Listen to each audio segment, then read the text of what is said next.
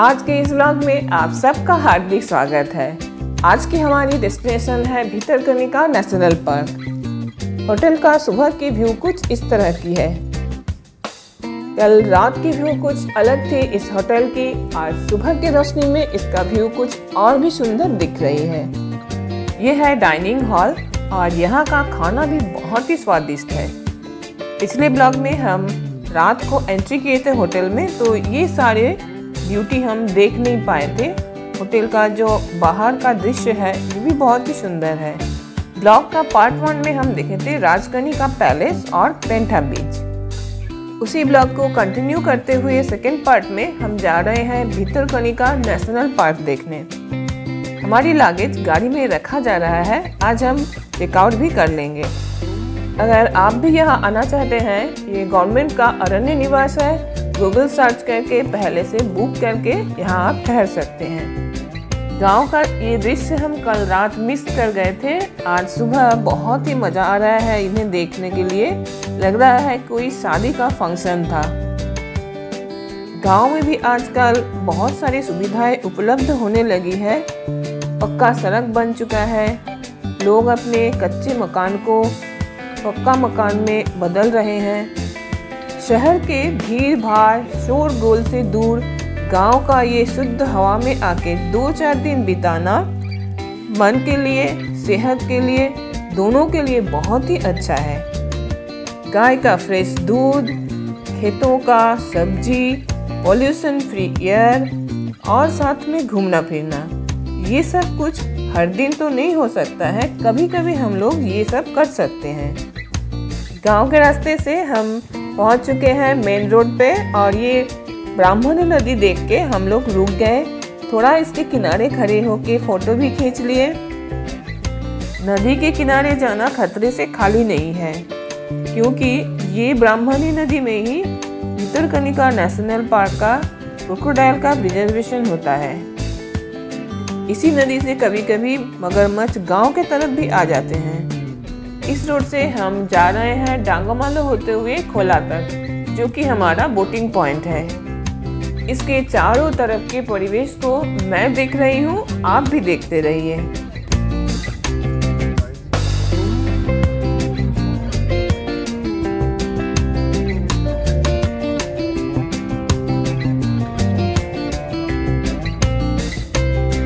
खोला boating point के opposite में ये एक प्राइवेट होटल है, यहाँ भी आप ठहर सकते हैं।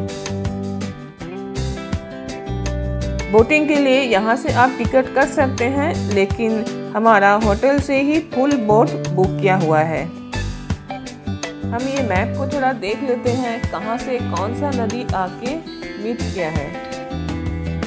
हम चले अब बोट में चढ़ने के लिए। ये बोट राइड 3-4 घंटे की होती है, इसलिए साथ में कुछ खाने के लिए और पानी ले लेना चाहिए। हम बोट में जाके बैठ गए और चल पड़े पानी के रास्ते से सैर करने के लिए। यहाँ डर भी है, थ्रिलिंग भी है, मज़ा भी है, क्योंकि हम लोग जा रहे हैं क्रोकोडाइल की दुनिया में, जहाँ इन्हीं का राज चलता है। हम लोग पहले जाके बैठे थे तो बोट के अंदर, लेकिन हमें और भी मज़ा चाहिए, इसलिए एक एक करके सब हम लोग बोट से निकल के बोट से बाहर आने लगे हैं। अरे बाप रे, नदी पूरा पानी से भरा पड़ा है। यहाँ नदी में जब समुद्र में ज्वार आता है तो नदी का पानी भी पूरा भर जाता है। और देखिए साइड में जो ग्रीनरी दिख रहा है, ये सारे बड़े बड़े पेड़ हैं, जो कि अभी पानी के चलते आधा से ज़्यादा डूब चुका है।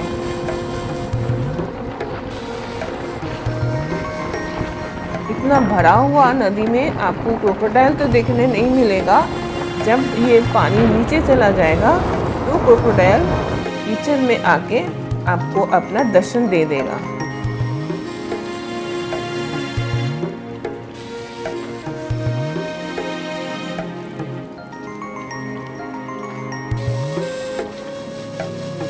देखिए यहाँ से नदी का लुक कुछ हद तक ये अमेज़न रेन फॉरेस्ट जैसा लग रहा था हमें।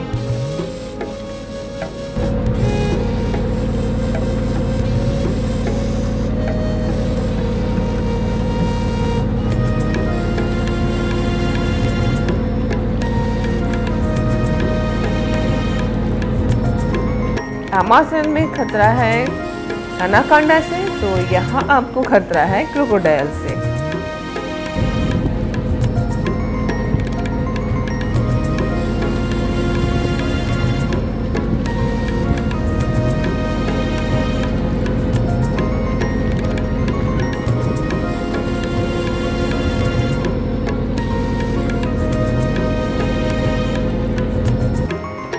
बड़े बड़े पेड़ हैं, लेकिन देखने में लग रहा है कि ये एकदम हाथ के सामने है। ऊपर देखिए कितने सारे टाइप का बर्ड्स हैं। ये बोटमैन बोल रहा था कि ये बोट को थोड़ा स्लो करें और इन बर्ड को हम लोग देखें। इन बर्ड्स का नाम तो हमें पता नहीं, लेकिन इनमें से कोई खाने का बंदोबस्त कर रहे हैं तो कोई घोंसला बनाने में व्यस्त है।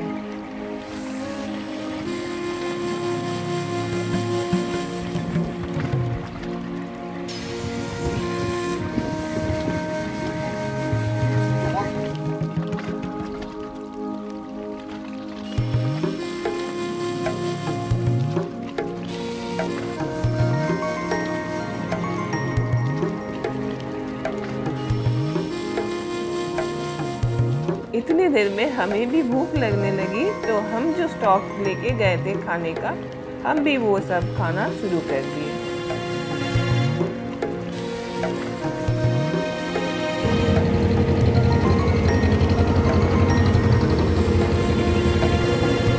आज हम पानी के रास्ते से होते हुए ये सब कुछ देखेंगे। हम लोग आ पहुँचे हैं भितरकनिका नेशनल पार्क देखने के लिए। यहाँ आप बाई रोड भी जा सकते हैं। बोट से उतरने के लिए ये फ्लोटिंग रोड जैसा बना हुआ है। यहाँ से हम लोग जाएंगे भितरकनिका नेशनल पार्क के अंदर।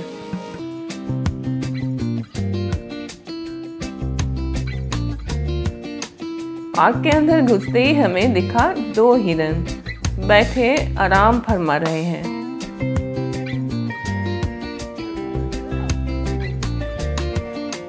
इस पार्क के अंदर ऐसा बैठने के लिए कुछ जगह किया हुआ है और यहाँ एक दुकान है जहाँ से पानी, कोल्ड ड्रिंक्स वगैरह मिलता है।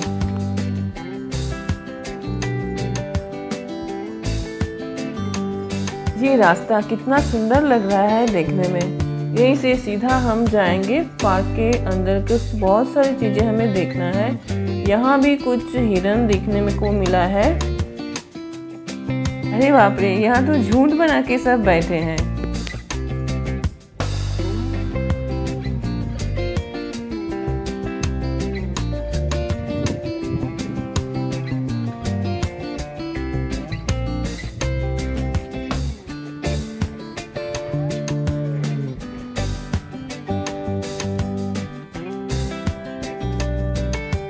अरे वाह, ये नारियल के पेड़ में कितना सुंदर चिड़िया की घोंसला।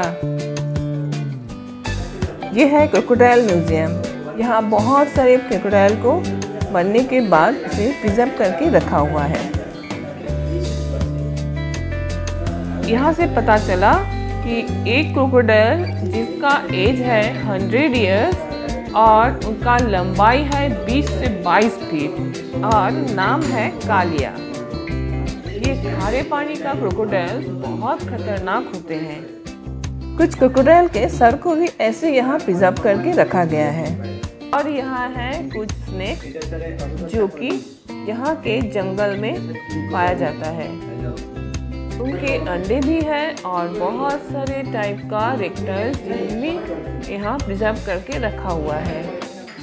यहाँ का जंगल किंग कोबरा और अजगर के लिए फेमस है।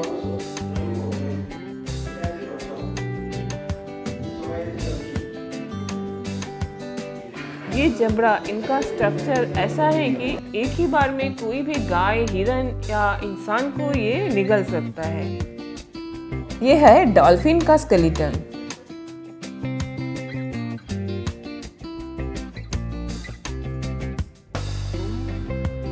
ये है ऑलिव रिडले कछुए का सेल। ये भी यहाँ देखने को मिलता है। ये कुछ टाइप के मछली भी इन्होंने प्रिजर्व किए हुए हैं जो कि यहाँ के नदी में मिलता है। अगर आप जंगल में कुछ दिन बिताना चाहते हैं, ठहरना चाहते हैं, तो इसके लिए भी बंदोबस्त यहाँ है।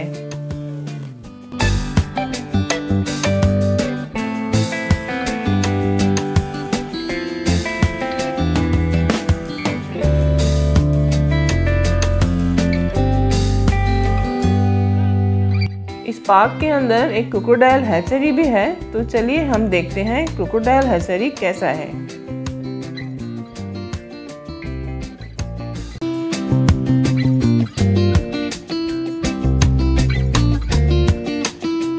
यहाँ मगरमच्छ के अंडे से लेकर उनका बड़े होने तक का जिंदगी को दर्शाया गया है।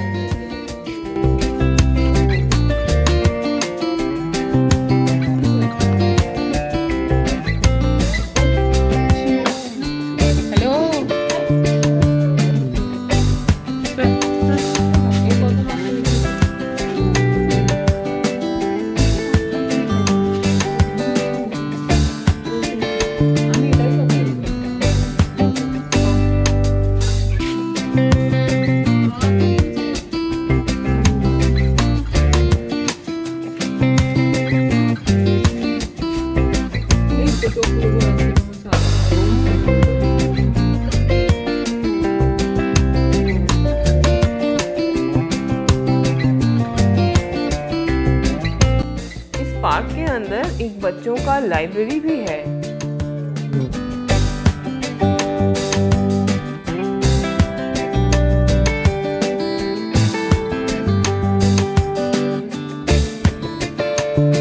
ये एक अलग स्पेसीज का एक व्हाइट क्रोकोडाइल है।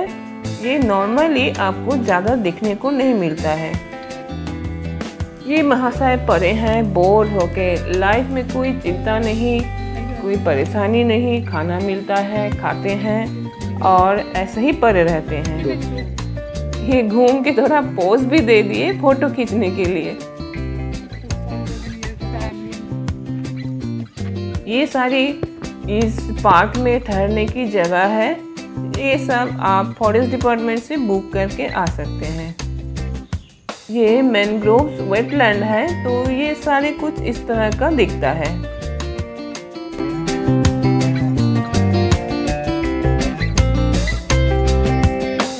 बोट आते आते ये महाशय पोज मार के फोटो भी खींच लिए। फिर चलते हैं इस पानी के रास्ते से ही हम और एक दूसरे पॉइंट की तरफ। हम आए हैं जंगल सफारी देखने के लिए। यहाँ से आपको पैदल किचन के अंदर से जाना है। सच में ये वेटलैंड है, तो इतना ये चलने का रास्ता जो है बहुत ही कीचड़ वाला है। बहुत संभाल के अंदर तक जाना पड़ेगा।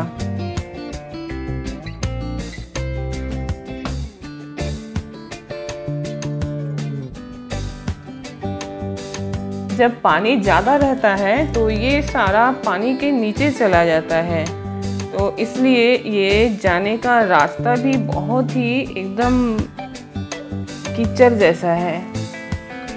इसके ऊपर से चलना भी बहुत मुश्किल हो रहा था।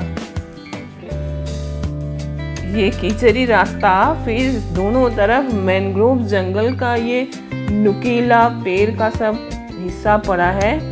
अगर कोई एनिमल्स आ जाए तो यहाँ से भागना मुश्किल है, लेकिन फिर भी अंदर तो जाना पड़ेगा ना, अंदर में क्या है वो देखने के लिए।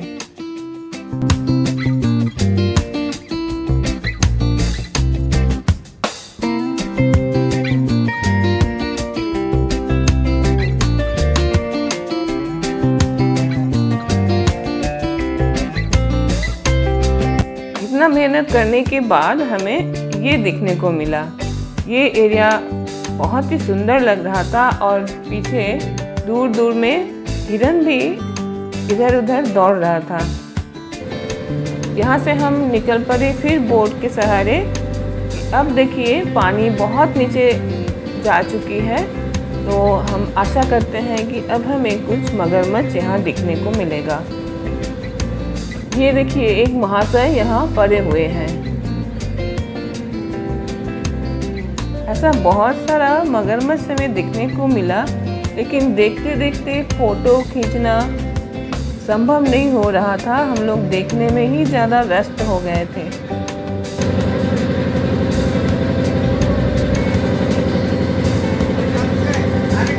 ये एक देखने को मिला मॉनिटर लिजर्ड। ये इस एनिमल को हम सांप नहीं बोल सकते हैं, ये कुछ लिजर्ड कैटेगरी में आते हैं।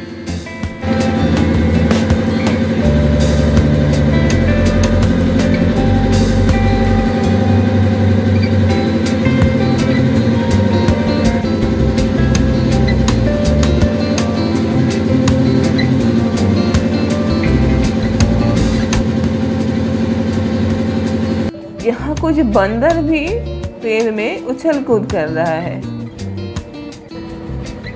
देखिए, पानी नीचे चले जाने के कारण ये पेड़ सब पूरा दिख रहा है। अरे बाप रे, यहाँ एक कितना बड़ा क्रोकोडाइल दिख रहा है। बोटमैन भी बोट को स्लो कर दिया है, लेकिन हमारे कैमरे में ये कैद नहीं कर पा रहे हैं। इसी तरह से सब कुछ देखते देखते हमारा आज की जर्नी यहीं पे समाप्त होता है। अगर आप मेरा चैनल देख रहे हैं तो इसे आप ज़रूर सब्सक्राइब करें, ऑल और बेल आइकन क्लिक करें, लाइक करें और जितना हो सके इसे शेयर करें। फिर मिलते हैं और एक नए ब्लॉग में।